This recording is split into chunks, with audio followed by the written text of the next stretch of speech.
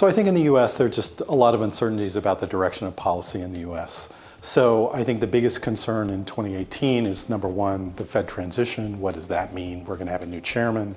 But also, what are we going to get from the Republican Congress? So there's just an unusual degree of policy uncertainty in the U.S., and that's the biggest thing investors have to deal with in 2018. One of the things that's a bit surprising is I think a lot of us, myself included, assume that if you had a Republican president and a Republican Congress, that would mean a lot of economic policy would happen.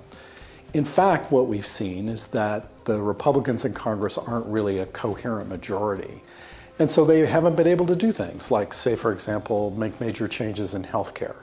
And so if you look at how much economic policy has actually changed since Trump has become president, it's been in relatively minor ways.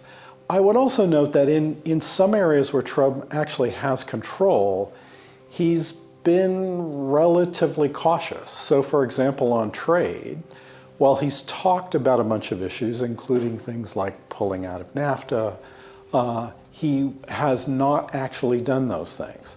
Now, that's not to say that some of those actions won't happen down the road. And I think it's a fair question as to whether or not markets are too sanguine at this point.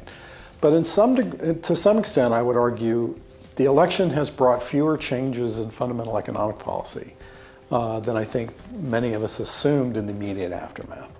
So for example, there probably is going to be, at the margin, a rollback of regulation in the financial sector in the US.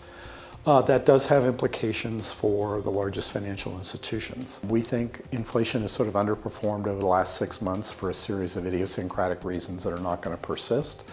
And so it's our expectation that inflation is going to rise and the Fed will continue to raise interest rates through next year.